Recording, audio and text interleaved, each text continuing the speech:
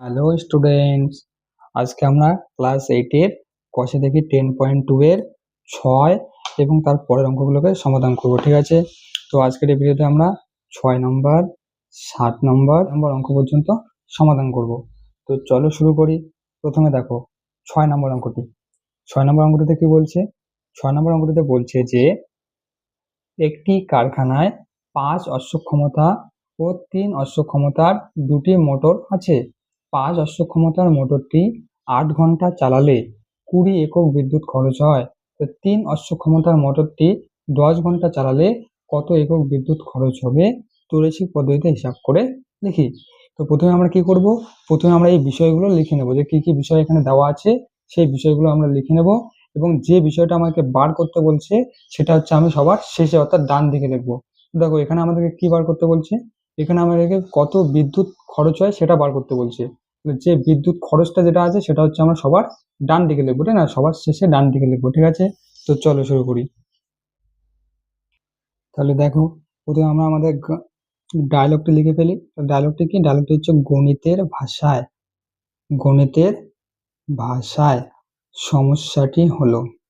আগের অঙ্কগুলোতে আমি হয়তো এটা লিখিনি, তো তোমরা চাইলে এটা লিখে নিতে পারো, ঠিক আছে? গণিতের ভাষায় সমস্যাটি হলো, আগের ভিডিওতে মনে হয় আমি এটা লিখিনি, তোমরা ওখানে লিখে নেবে। এবার কি কি বিষয় দেওয়া আছে দেখো। প্রথমে দেওয়া আছে অশ্ব ক্ষমতা দেওয়া আছে, পাম্পের অশ্ব ক্ষমতা। এবার অশ্ব ক্ষমতা মানে কি এটা আমি তোমাদেরকে একটু পরে বলছি, দাঁড়াও আগে লিখে নি। পাম্পের অশ্ব ক্ষমতা, ঠিক আছে? একদিকে রয়েছে পাম্পের অশ্ব ক্ষমতা, আর একদিকে কি রয়েছে? আর রয়েছে তোমার 8 ঘন্টা চালালে, তাহলে হচ্ছে সময়। সময় লিখতে পারো বা চালানোর সময় লিখতে পারো, ঠিক আছে? এটাও লিখতে পারো। তাহলে সময় লিখলাম। তারপরে একদিকে কি হচ্ছে? একদিকে হচ্ছে আমাদের বিদ্যুৎ খরচটা বার করতে বলছে। তাহলে বিদ্যুৎ খরচ এটা আমাকে বার করতে বলছে, তো এটা আমি ডান দিকে লিখলাম। প্রথমে এটা লিখে নাও, তারপর আমি তোমাদের পাম্পের অশ্ব ক্ষমতা কি ওটা বলতেছি। এবার দেখো কি বলছে? 5 অশ্ব ক্ষমতা ও 3 অশ্ব ক্ষমতার দুটি মোটর আছে, ঠিক আছে? বলছে যে 5 অশ্ব ক্ষমতার মোটরটি 8 ঘন্টা চালালে 20 একক বিদ্যুৎ খরচ হয়। তাহলে 5 অশ্ব ক্ষমতার মোটরটি যদি আমরা 8 ঘন্টা চালাই তাহলে কত একক বিদ্যুৎ খরচ হয়? 20 একক বিদ্যুৎ খরচ হয়।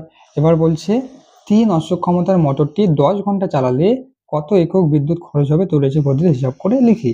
তাহলে যে 3 অশ্ব ক্ষমতা যদি আমরা 10 ঘন্টা চালাই মোটরটিকে, তাহলে কত একক বিদ্যুৎ খরচ হবে এটা আমাকে বার করতে বলছে, ঠিক আছে?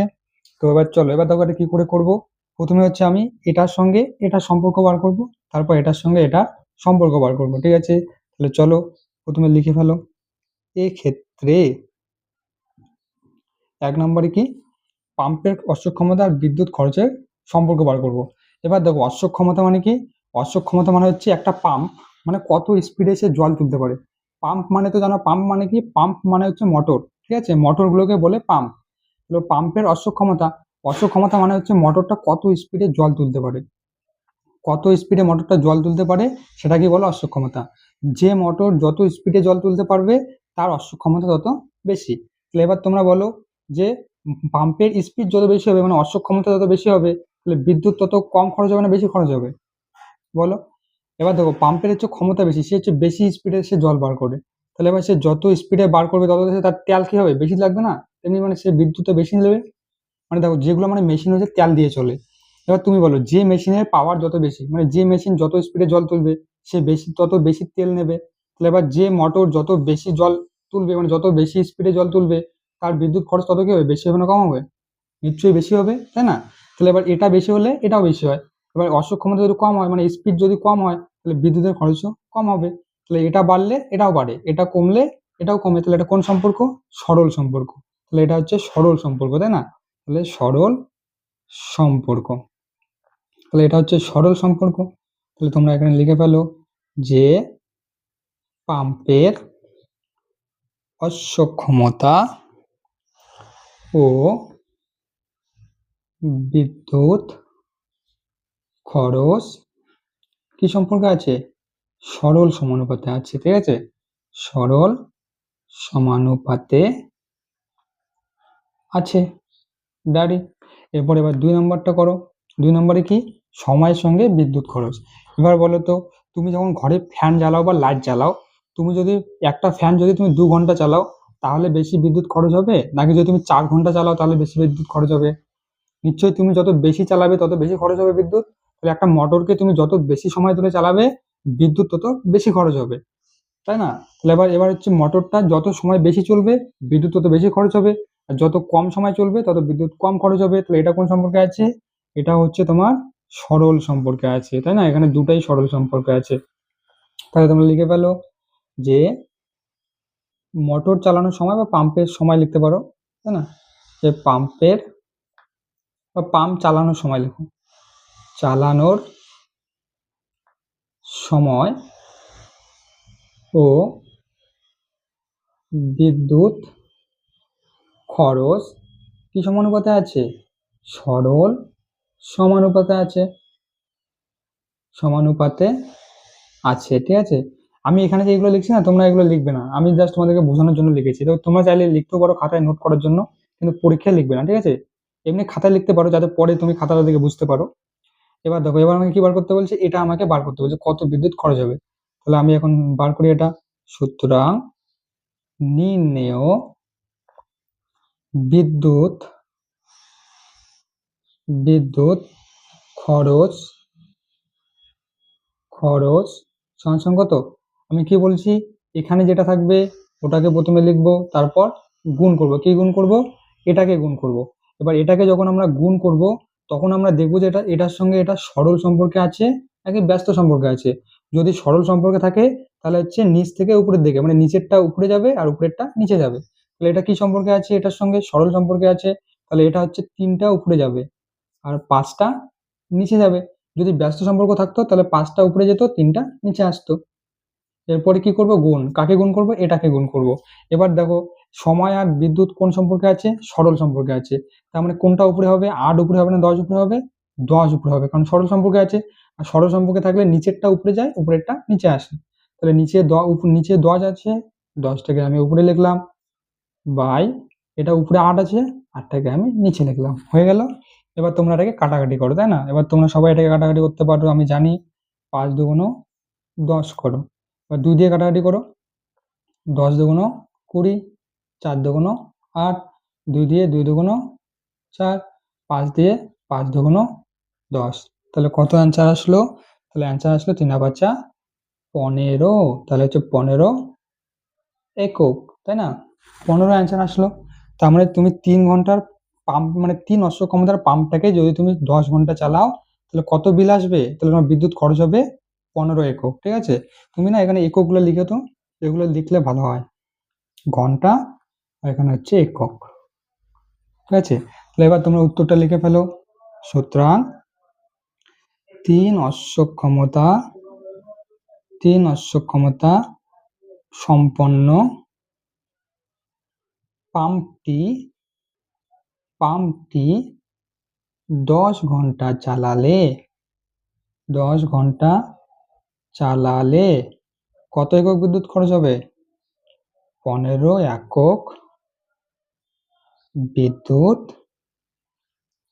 খরচ হবে, তাই না? আশা করি তোমরা সবাই বুঝতে পারলে না কি সোজা অঙ্কটা, কি মজার অঙ্ক। এরপর দেখো 7 নম্বর অঙ্কটি। 7 নম্বর অঙ্কটিতে কি বলছে? 7 নম্বর অঙ্কটিতে বলছে গোপালনগরে একটি তাঁত কারখানায় 14 জন তাঁতি 12 দিনে 210টি শাড়ি বুনতে পারে। পুজোর সময়ে 10 দিনের মধ্যে 300টি শাড়ি যোগান দেওয়ার অর্ডার এলো। সময় মতো সেই শাড়ি যোগান দিতে হলে আরো কতজন তাঁতি নিয়োগ করতে হবে? ব্যাপক ত্রৈরাসিক পদ্ধতিতে হিসাব করে লিখি। দেখো, প্রথমে তোমরা কি লিখবে? এখানে যে বিষয়গুলো দেওয়া আছে সেই বিষয়গুলো লিখে ফেলবে, এবং যে বিষয়টা তোমাকে বার করতে বলছে সেটা সবার ডান দিকে লিখবে। এখানে তোমাকে কি বার করতে বলছে? এখানে তোমাকে বার করতে বলছে কতজন তাঁতি লাগবে, মানে কতজন তাঁতি নিয়োগ করতে হবে। তাহলে তাঁতির সংখ্যাটা তুমি ডান দিকে লিখবে, ঠিক আছে? তাহলে চলো আমরা বিষয়গুলো লিখে ফেলি। তাহলে দেখো, তাহলে প্রথমে আমরা আমাদের ডায়লগটা লিখে ফেলি। কি ডায়লগ? গণিতের ভাষায় গণিতের ভাষায় সমস্যাটি হলো কি? এরপর তুমি বিষয়গুলোকে লিখে ফেলবে। কি কি বিষয়? প্রথমে আমাদের কি রয়েছে? শাড়ি রয়েছে, ব্র্যাকেটে তুমি টি লেখো, তাই না? 10টি 260টি শাড়ি রয়েছে। এরপর আমাদের কি রয়েছে, দিন সংখ্যা রয়েছে, দিন সংখ্যা, তাই না? এরপর কি রয়েছে, এরপর আমাকে যেটা বার করতে বলছে, আমাদের কি বার করতে বলছে, তাঁতির সংখ্যা। তো তাঁতির সংখ্যা লিখে ফেলি আমি, বা শুধু তাঁতিও লিখতে পারো তোমরা, তাঁতির সংখ্যা। এবার দেখো, এবার তোমাকে কি বলছে কোশ্চেনটিতে, দেখো কোশ্চেনটিতে তোমায় বলছে 14 জন তাঁতি 12 দিনে 210টি শাড়ি বুনতে পারে। মানে কতজন তাঁতি, 14 জন তাঁতি 12 দিনে কতগুলো বুনতে পারে, 210টি শাড়ি বুনতে পারে। মানে 14 জন তাঁতি 12 দিনে 210টি শাড়ি বুনতে পারে। এবার কি বলছে, এবার বলছে পুজোর সময়ে 10 দিনের মধ্যে 300টি শাড়ি যোগান দেওয়ার অর্ডার এলো। এবার কতজন তাঁতি লাগবে এটা আমাকে বার করতে বলছে, তাই না? তাহলে কতগুলো শাড়ি, 300টি শাড়ি, 300টি শাড়ি কত দিনের মধ্যে, 10 দিনের মধ্যে। তাহলে কতজন তাঁতি লাগবে?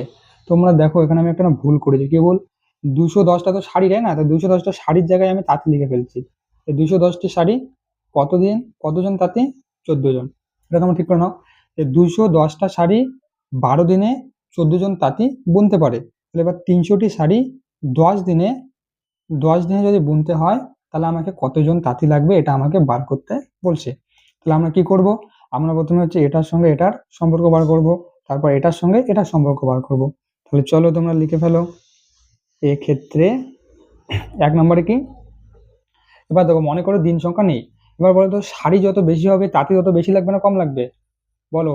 তুমি যদি এখন 2টে শাড়ি বানাও তাহলে যদি তোমাকে একটা তাঁতি লাগে, তাহলে আবার যদি তুমি 4টা শাড়ি বানাও তাহলে তোমাকে তাঁতি বেশি লাগবে না কম লাগবে, নিশ্চয়ই বেশি লাগবে। তাহলে আবার শাড়ি যত বেশি হবে তাঁতির সংখ্যা তত বাড়বে, আর শাড়ি যত কম হবে তাঁতির সংখ্যা তত কমবে। তার মানে এটা কোন সম্পর্ক, সরল সম্পর্ক, তাই না? তাহলে তুমি লিখে ফেলো সরল সম্পর্ক। সরল সম্পর্ক বলে কি হয়, এখানে আমি লিখে ফেলছি এমনিতে যাতে তোমাদের পরে বুঝতে সুবিধা হয়। সরল সম্পর্ক, তাহলে শাড়ি ও তাঁতির সংখ্যা, তাঁতির সংখ্যা সরল সমানুপাতে আছে, সরল সমানুপাতে পাতে আছে, তাই না? একটা বাড়লে অপরটাও যখন বাড়ে তখন সেটাকে সরল সমানুপাতে বলে। এবার হচ্ছে 2 নম্বরে, 2 নম্বরে কি, মনে করো এটা নেই, তাহলে এটার সঙ্গে এটার সম্পর্ক।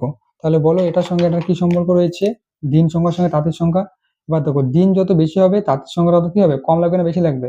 মনে করো তুমি 10টা শাড়ি বানাবে, তাহলে 10টা শাড়ি বানাতে একদিনে 10টা শাড়ি বানাতে যদি তোমার 5 জন তাঁতি লাগে, তাহলে এবার যদি তুমি বলো যে আমি 2 দিনে 10টা শাড়ি বানাবো, তাহলে নিশ্চয়ই তোমার তাঁতি বেশি লাগবে না কম লাগবে, কম লাগবে, তাই না? তাহলে হচ্ছে দিন যত বেশি লাগবে তাঁতির সংখ্যা তত তোমার কম লাগবে, আর দিন যত কম লাগবে তাঁতি তোমার তত বেশি লাগবে। তো এটা বাড়লে এটা কমে, এবার এটা কমলে এটা বাড়ে, তাহলে এটা কোন সম্পর্ক, ব্যস্ত সম্পর্ক।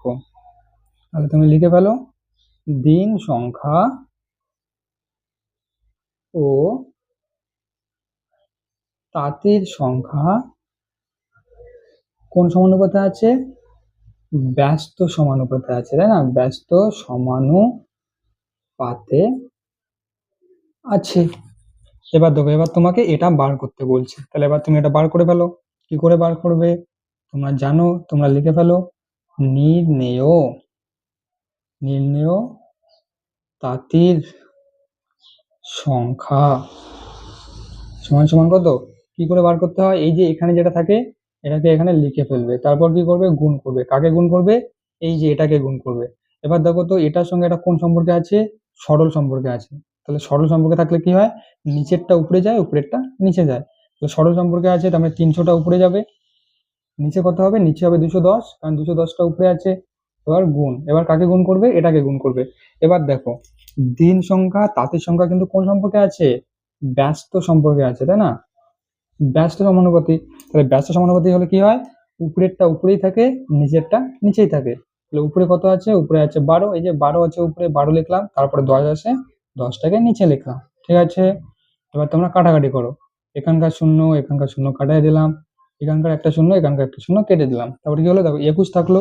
তাহলে এবার 3 7 21, 7 দিয়ে করলে 7 দুগুণ 14, তাহলে দেখো কতজন হলো, 12 দুগুণ 24, তাহলে আমাদের উত্তর কত আসলো, 24 আসলো উত্তর, তাই না? এবার আমাদের উত্তর আসলো 24, তাহলে আমাদের উত্তর আসলো 24। এবার যদি তোমরা লিখে দাও যে আমাদের 24 জন তাঁতি লাগবে, তাহলে কিন্তু তুমি পরীক্ষায় মিষ্টি পাবে, ঠিক আছে? যদি তুমি মিষ্টি খেতে চাও ফ্রিতে, তাহলে 24 লিখে দেবে। কিন্তু যদি মিষ্টি খেতে না চাও তাহলে কি লিখতে হবে? দেখো আমাদের কাছে কতজন তাঁতি ছিল? 14 জন তাঁতি কিন্তু আমাদের কাছে আগের থেকেই ছিল, তাই না? তাহলে 210টা শাড়ি 12 দিনে বানানোর জন্য আমাকে 14 জন তাঁতি লাগে। আর 300টা শাড়ি যদি আমি 10 দিনে বানাই তাহলে আমাকে কতজন তাঁতি লাগে? 24 জন তাঁতি লাগে। কিন্তু আমার কাছে আগের থেকেই কতজন তাঁতি ছিল? আগের থেকেই আমাদের কাছে 14 জন তাঁতি ছিল। আর আমাকে 300টা শাড়ি বানাতে 24 জন তাঁতি লাগে। 24 জন তাঁতি লাগে। আর আমাদের কাছে আগের থেকেই 14 জন তাঁতি ছিল। তাহলে আমাদেরকে এখন আর কতজন লাগবে? মানে এক্সট্রা মানে বাড়তি কতজন লাগবে? তাহলে দেখো, সুতরাং লিখে ফেলো। সুতরাং আমাদের তাঁতি লাগবে, তোমাকে তাঁতি লাগবে, ঠিক আছে? তাঁতি লাগবে কতজন? আরো কতজন? দেখো, আমাদের কাছে 14 জন তাঁতি ছিল আর আমাদেরকে লাগবে হচ্ছে 24 জন তাঁতি। তাহলে 24 জন, আর আমাদের কাছে কতজন তাঁতি ছিল? 14 জন তাঁতি ছিল। তাহলে 14 দিয়ে বিয়োগ করে দাও, তাহলে সমান সমান কত হলো? 10 জন। তার মানে আমাদেরকে আরো কতজন তাঁতি লাগতেছে? 10 জন। দেখো এবার যে হচ্ছে গাধার মতো পরীক্ষায় লিখে দিয়ে আসবে যে আমাদেরকে 24 জন তাঁতি লাগবে, সে কিন্তু হচ্ছে ফ্রিতে মিষ্টি পাবে পরীক্ষায়, ঠিক আছে? তাই গাধার মতো পরীক্ষায় 24 লিখে আসবে না। একটু মানে বুঝে, একটু ভেবে পরীক্ষায় 10 লিখে আসবে। যে আমাদেরকে 24 জন তাঁতি লাগে, কিন্তু আগের থেকে তো আমাদের কাছে 14 জন তাঁতি ছিল, তাই না? তাহলে আমাদেরকে এখন আর কতজন লাগবে? 10 জন লাগবে। তাহলে 10 জনকে নিয়ে আসলাম, ব্যাস হয়ে গেল। আর আমি জানি তোমরা কেউই গাধার মতো নও, তোমাদের মাথায় বুদ্ধি রয়েছে। তোমরা সবাই ভালো পড়াশোনায়, তোমরা সবাই পড়াশোনা করো, তাই তোমরা সবাই পরীক্ষায় 10ই লিখে আসবে, ঠিক আছে? এর পরের ভিডিওতে আমরা বাকি অঙ্কগুলোকে সমাধান করব। তো যদি তোমার আমার অঙ্ক করানো ভালো লাগে, যদি তুমি আমার অঙ্কগুলো বুঝতে পারো, তাহলে চ্যানেলটিকে সাবস্ক্রাইব করো আর ভিডিওটিকে লাইক করো। তো চলো স্টুডেন্টস, টাটা, বাই বাই, টেক কেয়ার।